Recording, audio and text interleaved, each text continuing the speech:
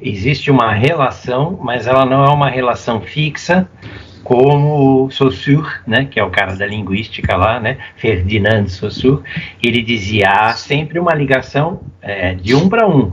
Lacan diz, não.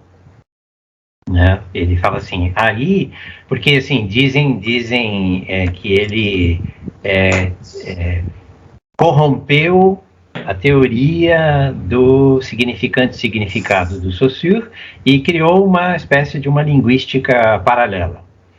E ele diz, não, só a teoria dele é uma e o que nos interessa na psicanálise é outra coisa.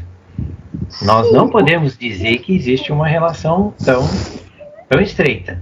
O estudo da linguística, que é o que ele estava pretendendo lá, a ideia, né, de um para um tinha lá a sua utilidade. Para nós, não. Ele diz assim, mas nem por isso eu vou desprezar completamente a descoberta do cara lá, porque foi uma descoberta interessante. Né? De certa forma, pegar alguma coisa que se pensava que fosse uma só, que era a palavra, e quebrar isso pelo menos em dois. Dentro de uma palavra eu tenho significante e significado. Tá? Então ele diz assim, isso é uma ideia muito interessante para nós, né, na psicanálise, porque permite que a gente possa olhar o significante e as regras de formação e como é que o inconsciente trabalha com esse significante. Então, ele diz assim, não vamos jogar fora, né, mas vamos adaptar. Certo? Nesta tentativa de adaptação, é claro que algumas coisas ele vai dizer para nós na psicanálise, né, segundo o que o próprio Freud já falava, né, as coisas não são um para um. E não é todo significante que está atrelado a um determinado objeto, que ele fala isso, né? Eles não representam o mundo. Sim. Eles podem representar ideias do mundo. Sim. Tá certo? Sim. Superstição. Qual é o objeto da superstição? Pode ser um gato preto, mas não quer dizer que seja o gato preto a superstição. Tá certo? Superstição é uma ideia, é um construto, é alguma coisa que foi criada, que vem lá da turma que ficava rezando, imagine, né? Ficava lá rezando para que eu... Então, ele meio que ele quebra em três. Ele fala, o significante é uma coisa, o significado é outra, e as significações, que é como eu uso esse significado, ainda é outra. Eu posso dizer fé, e eu até sei qual é o significado da fé. Mas como isso é empregado no meu pensamento, milhões de significações diferentes. Eu posso dizer eu tenho fé em Deus, esta é uma forma de significação, mas eu posso dizer que eu tenho fé na loteria. Na raiz, se nós formos olhar, talvez seja, porque fé é acreditar em alguma coisa, né? Mas acreditar em Deus é a mesma coisa que acreditar na loteria? Não, mas eu posso usar a mesma palavra. E tem o mesmo significado, mas está sendo usado em significações diferentes. E Jacobson, que ele acompanha, né? Porque ele diz assim, evolui com novos significados. E ela fica travada em um determinado grupo de significantes. Então, aquilo pode ser que prejudique a minha vida. Então, quando a pessoa é sintomática, ela está sendo afetada por significantes, que por sua vez afetam significados, que por sua vez vão afetar significações. Muitas vezes o meu agir pode estar interceptado, eu não consigo fazer alguma coisa, porque uma determinada palavra está lá, represada. Ou ela se liga a alguma coisa traumática para mim. Ela tem o quê? Um significado traumático. De alguma maneira ela entrou de uma maneira que não deveria ter entrado. Agir ou não agir. Ou né, fazer coisas boas ou coisas não tão boas. Ou me sentir bem ou me sentir mal. Ser não sintomático ou ser sintomático. Aí caiu nas significações, né? Porque, no fim, o que nós estamos compartilhando com o mundo são as significações. Essa parte mais externa, que ele fala que aí o dono é o eu, veja que depois ele vai dar uma arrematada, ele vai falar assim, quando esses caras estão trabalhando só com o eu, eles estão trabalhando só com as significações, só com a parte externa, certo? Sendo que pode ser que para trás é que está o problema. Pode até ser que eu consiga melhorar as ações da pessoa, trabalhar nas significações. TCC, por exemplo, é uma técnica para trabalhar sobre significações, sobre mudança de hábito, comportamento. Comportamentos são significações. Nesses 2 parágrafos aí, ele está definindo para nós o que é o significante. E aí vai aparecendo combinações que podem, né, que ele fala assim, são sinais que podem aparecer, né? Em sílabas, em formas de fala, né? Como você concatena uma determinada frase, que tipo de entonação você dá. Por isso que volto a insistir sempre, né? Como se fala e não exatamente o que se fala. Como eu articulo a minha fala enquanto eu estou em análise é muito mais importante para o analista, né, prestar atenção neste como, o que é que vem no primeiro, o que é que vem depois, como é que a pessoa monta, por exemplo, uma frase, né, de uma negativa ou uma afirmação que parece uma negativa. A gente faz esse tipo de articulação o tempo todo, né? Como é que eu tento transmitir alguma coisa para o outro, né, a partir do meu inconsciente? Que jogo de sons e de palavras eu estou utilizando, né, para poder passar essa informação para o outro, né? Palavras que se repetem, sons que se repetem, isso, né? Lembra no caso do Freud que a mulher dava um estalido na língua, que ela está internada no hospital, e ela era milionária, mas ela tinha herdado tudo do marido, o marido tinha morrido, mas eu esqueci o nome da fulana. E ele dizia que ela dava aquele estalido no meio da fala como uma espécie de uma censura. Quando ela omitia alguma coisa, ela dava um estalido na língua. E qual era a base do sintoma dela? Ela tinha sido acusada de ter matado o marido.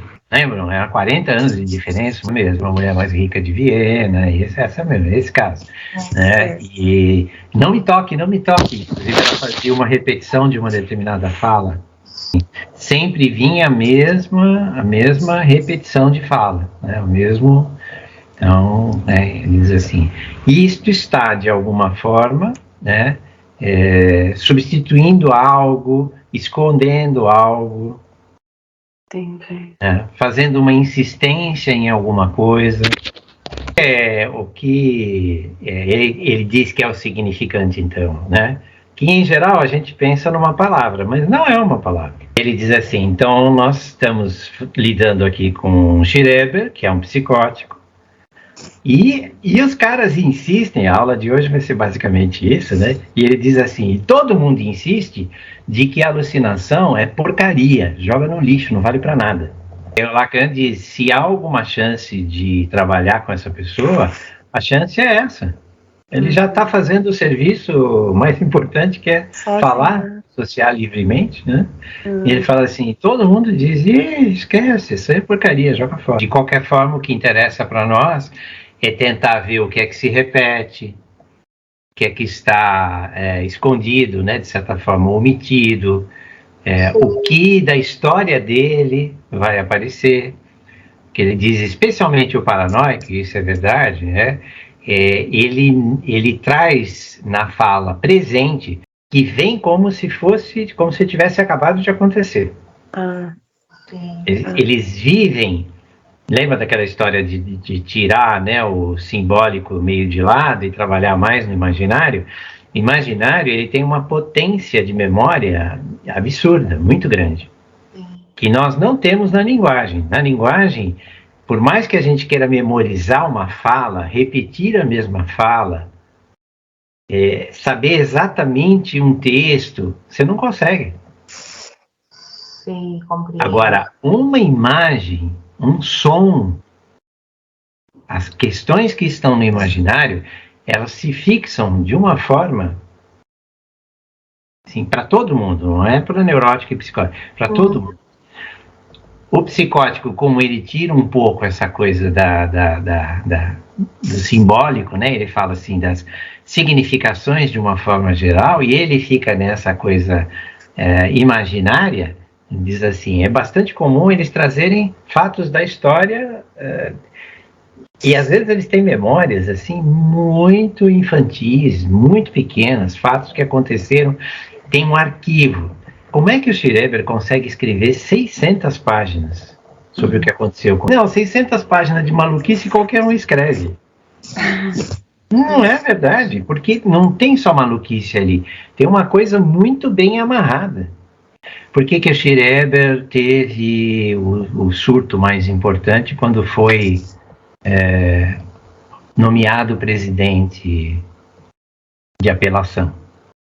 O presidente do Tribunal de Apelação era o ápice, era o topo. Então, veja, se você pensar na responsabilidade, é bastante provável que a responsabilidade tenha pesado. Mas será que a responsabilidade sozinha, sendo que ele era muito bem preparado para fazer o que ele estava fazendo, disparou toda essa maluquice? Raios de Deus e pássaros que falam e almas que não sei o que. Veja, muita riqueza de maluquice só porque ele foi para... segundo Freud, é a homossexualidade inconsciente, de não saber o que é um homem ou uma mulher. Ele não sabe. Ele diz assim, no inconsciente dele, porque essa é uma das coisas que as crianças fazem, né? Elas vão buscar no mundo quem é homem, o que é ser homem e o que é ser mulher. O que ela está fazendo? Ela já está buscando identificações. Certo? E ele vai dizer que isto pode ser recalcado. E no caso do Schreber, esta dúvida se é homem ou se é mulher estaria recalcada e surgiria na imagem do Deus. Deus é homem ou é mulher? E ele vai dizer que isso é muito forte na maioria dos neuróticos também. Esta pergunta que fica sem uma resposta muito clara. O que é ser homem e o que é ser mulher? Porque ele fala no caso da Dora, né? A Dora se aproximava da senhora K porque ela não sabia o que era ser uma mulher.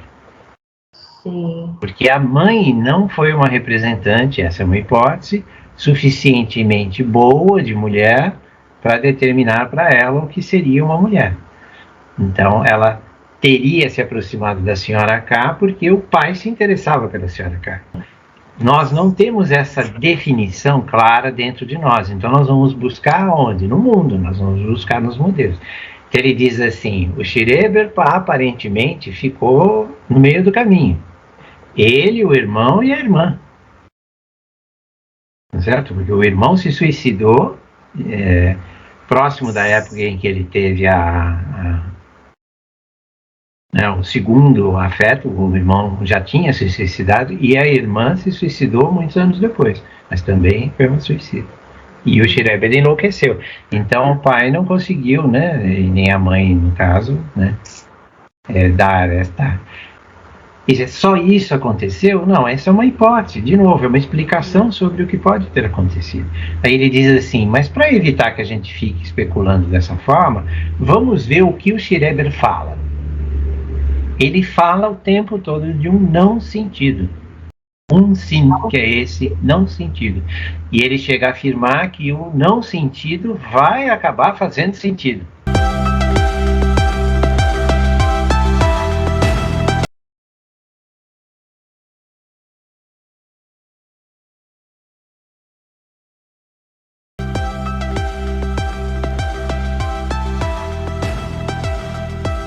O principal é esse um sim, né? Um sim é o fora do sentido, não sentido. Falso Jorge, exatamente, é o que ele está falando. O que aparentemente não tem sentido nenhum, tem sentido. especialmente para aquele que está, né, a partir do seu inconsciente, produzindo alguma coisa. Diz é que no texto do Schreber aparece várias vezes esse fora do sentido, né? Esse sim. Ele diz assim, há alguma coisa fora do sentido. Ele declara isso, né? Ele diz assim, mas tem muito sentido. Segundo Freud, é a homossexualidade inconsciente, de não saber o que é um homem ou uma mulher. Ele não sabe. Ele diz assim, no inconsciente dele, porque essa é uma das coisas que as crianças fazem, né? Elas vão buscar no mundo quem é homem, o que é ser homem e o que é ser mulher. O que ela está fazendo? Ela já está buscando identificações. Certo? E ele vai dizer que isto pode ser recalcado. E no caso do Schreber, esta dúvida se é homem ou se é mulher estaria recalcada e surgiria na imagem do Deus. Deus é homem ou é mulher? Esta pergunta que fica sem uma resposta muito clara. O que é ser homem e o que é ser mulher? Porque ele fala no caso da Dora, né? A Dora se aproximava da senhora K porque ela não sabia o que era ser uma mulher. Sim. Porque a mãe não foi uma representante, essa é uma hipótese, suficientemente boa de mulher para determinar para ela o que seria uma mulher. Então ela teria se aproximado da senhora K porque o pai se interessava pela senhora. Ela faz o quê? Uma passagem pelo pai para olhar no pai quem é que o pai olhava como mulher. Porque ela queria ser mulher também para o pai e também para outros homens. Então, nós não temos essa definição clara dentro de nós. Então, nós vamos buscar onde? No mundo, nós vamos buscar nos modelos. Ele diz assim, o Schreber aparentemente ficou no meio do caminho. Ele, o irmão e a irmã.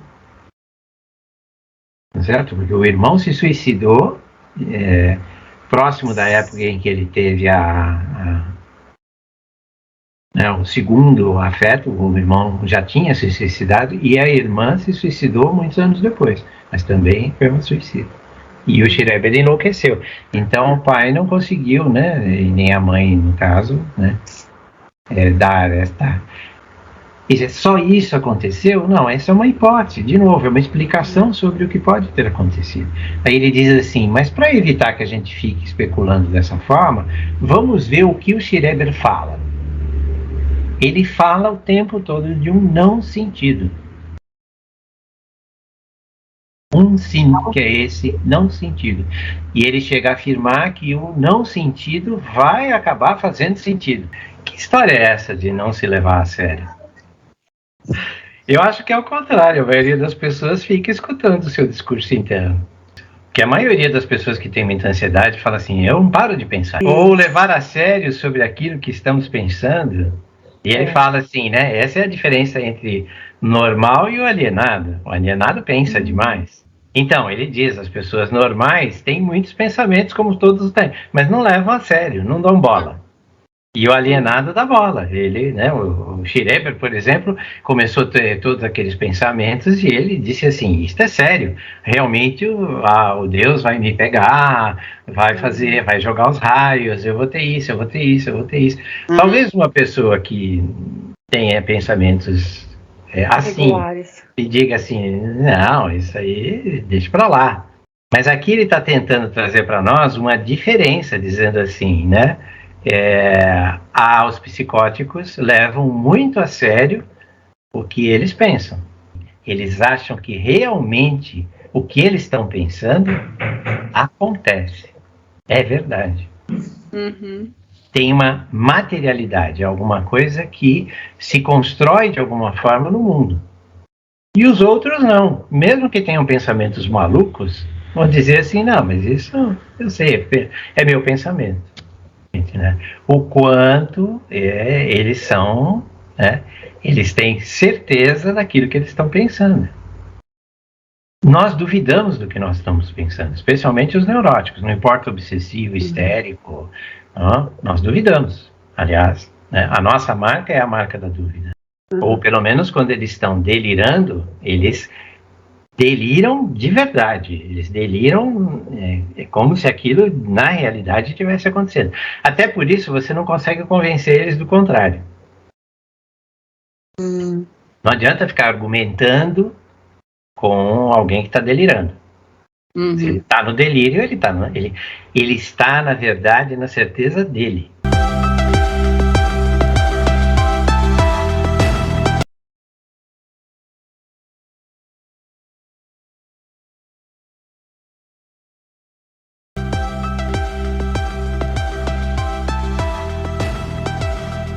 Para ele diz que o delírio dele é tão bom quanto qualquer outra coisa.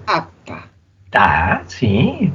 E o Kraepelin é o cara que define a esquizofrenia. Né? E ele diz assim, eu não sou um delirante. Eu não... Porque o que eu construo e o que eu falo, ele tem certeza, ele não tem nenhuma dúvida.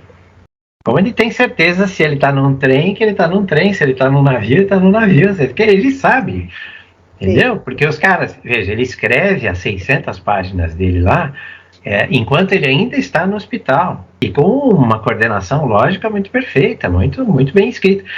E ele usa esse documento para sair do hospital, porque os caras não deixavam ele sair. E para voltar para o cargo que ele tinha lá. E ele volta para o cargo, ele é aceito de novo e continua sendo juiz de apelação, inclusive. Se você é condenado, é a nossa segunda instância aqui, né? Segunda, terceira, aqui tem mais instâncias do que lá, juiz de apelação.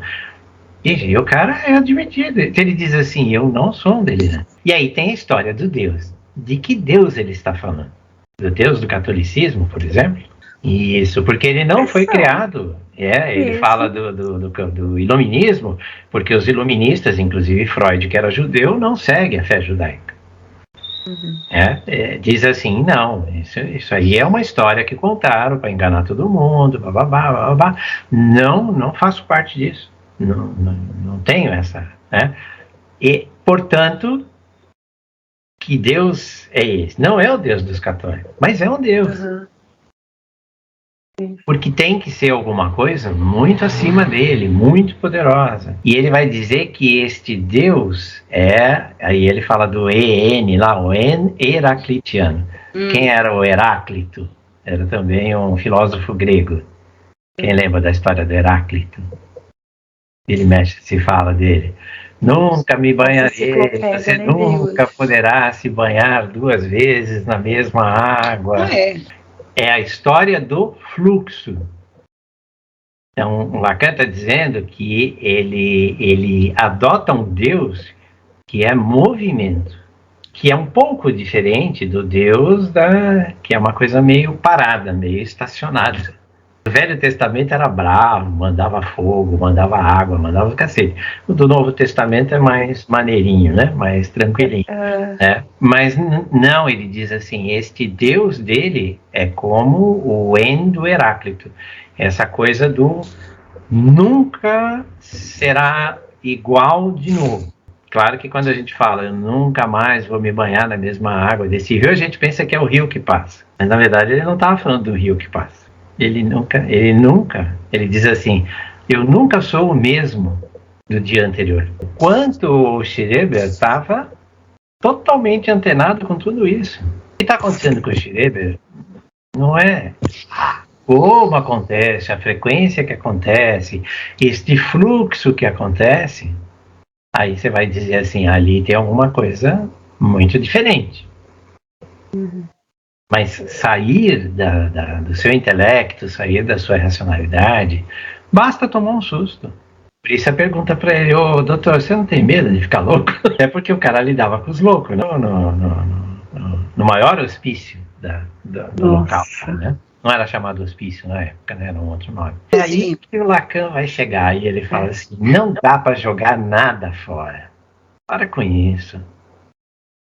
Tem que ouvir, prestar atenção e ver que tipo de associação esse cara está fazendo e tentar, como na neurose, nós ficamos atrás lá do trauma, e aí ele fala assim, a mesma coisa.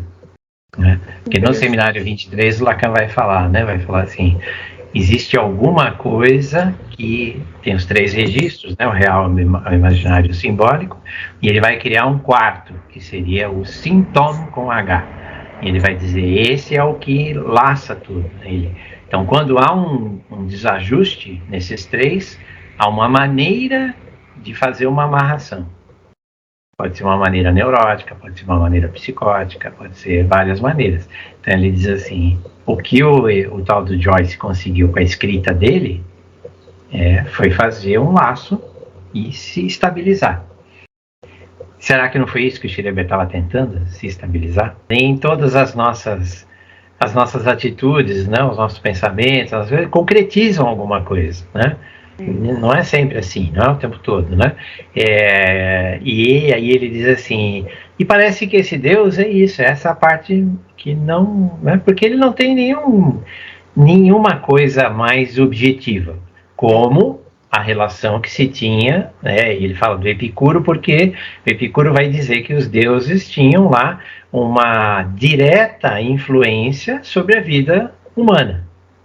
Esse Deus é um Deus falante, totalmente diferente dos deuses lá da Grécia, que eram deuses atuantes, que atuavam nada, não interferiam, de fato. A gente, né, hoje olha e fala assim, mas que maluquice. Não, mas para eles interferia. Se não chovesse, era porque eu tinha ofendido Deus X, porque o faraó fez uma cagada lá. Isso influi tanto na vida dele. Por quê? Porque, sim, falta, que ele está querendo introduzir para a gente, que é meio difícil de pegar, ele está dizendo, para o Schreber, falta alguma coisa. Porque a teoria dele, e ele daqui a pouco vai falar sobre isso, falta um determinado significante, que ele vai dar o nome de nome do Pai, que organiza todos os outros significantes. O Freud dizia assim, alguma coisa não aconteceu que deveria ter acontecido para o psicótico. Se nós temos um sistema de linguagem que é todo organizado, tá? Esta organização ela precisa começar em alguma coisa. Precisa ter algo que dá o início para isso. Para tudo que a gente pretende conhecer na vida, né? Você vai logo para a teoria mais complexa? Não, você começa a estudar as coisas mais simples daquela teoria, e aí você vai guardando a primeira coisa, depois você vai guardando a segunda, depois você vai guardando a terceira, depois estas coisas mais simples vão montando estruturas mais complexas. Então ele diz assim, como esse sistema, que é o sistema da linguagem, é um sistema complexo, né, ele tem alguma coisa que dá início para isso, que ele chama de significante mestre ou nome do Pai, que ele vai dizer, é só um nome, tá? Não é diretamente relacionado ao Pai, mas ele diz assim, este primeiro significante deve surgir para que os outros possam se encadear e estar organizados nesse nível simbólico. Então o que ele está dizendo aí, uma vez que falta isso, a hipótese dele, a teoria dele, né, algo fica provisoriamente organizado. Então, se está provisoriamente organizado, pode haver um momento, um evento que desorganiza isso. E aí, o que o psicótico vai fazer? Na hora em que desorganiza, ele delira para tentar reorganizar. Da ambiguidade, né? Esse Deus é ambíguo. E ele fala assim, mas é tudo mais ou menos, não fica uma coisa, né? E aí as vozes dizem, né? Esse texto é bastante interessante, porque as vozes dizem para o Schreber, né? Lembre-se de que tudo o que é mundializante, quer dizer, tudo que está no mundo, na vida, comporta uma contradição em si. Se existe uma ambiguidade, existem necessariamente dois, pelo menos dois, que são contrários. Qual era a profissão do Shirem? Ele está sempre entre a quem acusa e quem defende, mas ele lida com a ambiguidade, com a contradição o tempo todo, porque ele vai introduzir isso dizendo assim, é assim que o nosso inconsciente funciona. Nós funcionamos através da ambiguidade. Nós funcionamos através da contradição, através do conflito. Nosso inconsciente não tem uma coisa clara e objetiva. O que ele está querendo dizer para nós assim? Então, o que tem lá no inconsciente? Tem significante. Não tem significado.